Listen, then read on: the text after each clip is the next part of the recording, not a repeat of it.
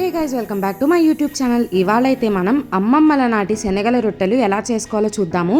మనం ఎప్పుడైనా ఫంక్షన్స్కి వెళ్ళినప్పుడు ప్యాకెట్లో శనగలు వేసినప్పుడు అవి ఏం చేయాలో అర్థం కాదు అన్నప్పుడు ఇలాంటి రెసిపీస్ మనం చేసుకోవచ్చు అనమాట. సో ఫస్ట్ అయితే నానబెట్టిన శనగలు ఉంటాయి కదా, ఆరల్స్ మనం బయట నుంచి తెచ్చుకున్న శనగలు అయితే ఒక ఓవర్ నైట్ సోక్ చేసేయాలి. అలా నానబెట్టిన శనగల్ని ఒకసారి మళ్ళీ వాష్ చేసేసుకుని ఫస్ట్ అయితే ఇలా బాండీ తీసుకుని వెలిగించాలి. దాంట్లో అయితే డీప్ ఫ్రైకి సరిపడా ఆయిల్ వేయాలన్నమాట. సో ఫస్ట్ ఇది పక్కన పెట్టుకుంటే నూనె కాగుతూ ఉంటుంది కదా, ఈ లోపు మనం పిండిని కలుపుకోవాలి. ఇక్కడైతే నేను ఉప్పు వేసిన వీడియో క్లిప్ని మిస్ చేశాను. మా మమ్మీ అయితే బియ్యం పిండి అండ్ దానికి సరిపడా సాల్ట్ అయితే వేశారు. ఒక డబ్బా బియ్యం పిండి ఒక 4 మనుషులకి అయ్యే శనగల రొట్టెలు అవుతాయి అన్నమాట. సో బియ్యం పిండిలో తగినంత ఉప్పు, తగినంత కారం అండ్ ఇందాక వాష్ చేసిన పక్కన పెట్టుకున్నాం కదా శనగలు, ఆ శనగలన్నీ కూడా వేసుకొని ఫస్ట్ అయితే వాటర్ ఏమీ వేసుకోకుండా ఇలా ఉప్పు కారం ఆ శనగలు మొత్తం మిక్స్ అయ్యేలాగా కలుపుకోవాలి.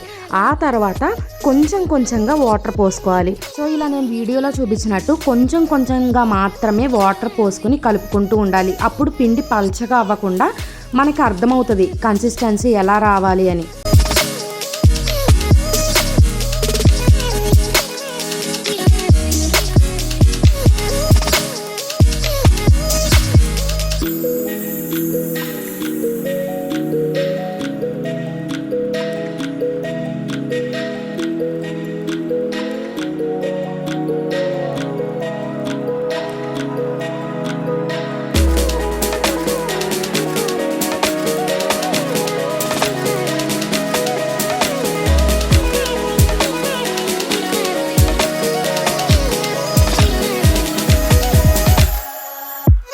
సో ఇక్కడ మనం గుర్తుపెట్టుకోవాల్సిన విషయం ఏంటంటే మనం పిండి ఎప్పటికప్పుడు కలుపుకోవాలి.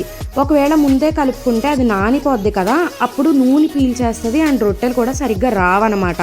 సో ఇప్పుడైతే మనం పిండి కలుపుకున్న తర్వాత అవి చిన్న చిన్న బాల్స్ కింద చేసుకొని ఇలా ఒక పాలిథిన్ కవర్ తీసుకుని దానిపైన ఆయిల్ అప్లై చేసి ఇలా నీట్గా ఒత్తుకోవాలన్నమాట.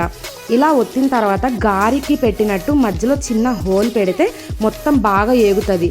సో ఇప్పుడు దాన్ని ఆయిల్లో వేయాలి.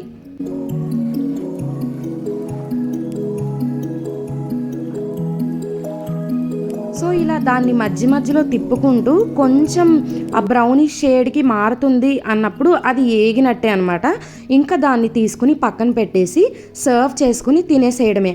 రెసిపీ అయితే చాలా బాగుంటుంది అండ్ టేస్ట్ కూడా బాగుంటుంది. ఖచ్చితంగా ట్రై చేయండి. ఇంకా చాలా కబుర్లు చెప్పుకుందాం. Please like, share and subscribe to my channel. Bye bye.